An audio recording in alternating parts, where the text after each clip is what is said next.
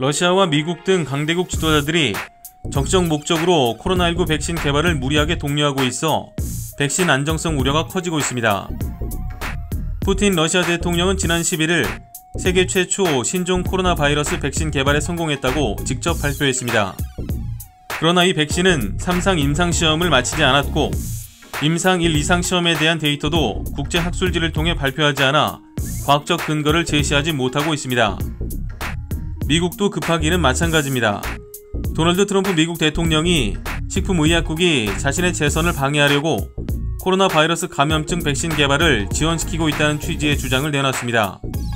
그는 최근 극우 음모론 집단에서 주로 쓰는 딥스테이트라는 단어까지 꺼내들었습니다. 트럼프 대통령은 지난 22일 트위터를 통해 FDA의 딥스테이트든 누군가가 제약회사들이 백신과 치료제를 시험하기 위해 대상자를 확보하는 것을 어렵게 만들고 있다고 주장했습니다. 전문가들은 잘못 만든 백신은 바이러스만큼 위험하다고 경고합니다. 특히 백신 부작용이 수십 명, 수백 명을 대상으로 하는 1 이상 임상시험에서는 나타나지 않다가 수만 명을 대상으로 하는 3상에서는 드러나는 경우가 많아 3상을 거치지 않은 백신을 쓰는 것에 큰 우려를 나타냈습니다. 과거 일부 부작용은 3상까지 통과하고 시판 후에 드러나 시장에서 철수하는 경우도 있었습니다. 조선일보 보도에 따르면 과거 대표적으로 5가지 유형의 부작용이 나타난 바 있다고 합니다. 우선 전문가들이 가장 우려하는 부작용은 항체 우이전 면역 증강입니다. 백신을 맞은 다음 바이러스를 무력화하는 중화항체가 체내에서 오히려 바이러스 증식을 돕는 부작용입니다. 프랑스 제약회사 사노피가 개발한 댕기열 백신 댕그백시아가 2017년 시판 후 이 부작용 탓에 사용을 중단한 사례가 있고 당시 필리핀에서만 약 70명이 사망할 만큼 피해가 컸습니다. 다음은 길랑발의 증후군입니다. 길랑발의 증후군은 신경세포에 손상이 생기는 급성 마비 질환으로 백신 부작용으로 나타난 적이 있습니다.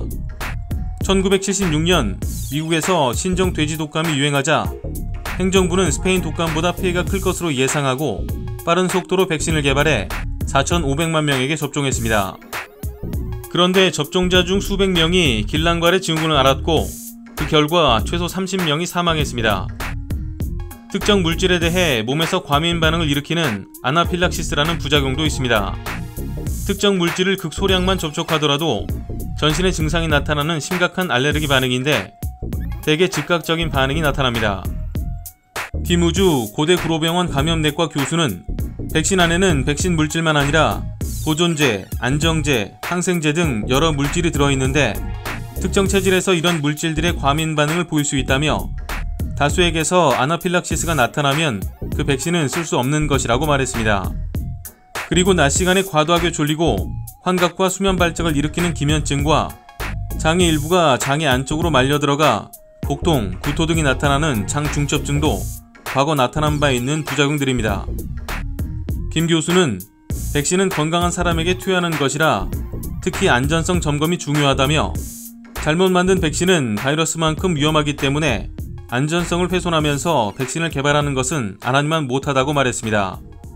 이상 광화문 비주통신이었습니다.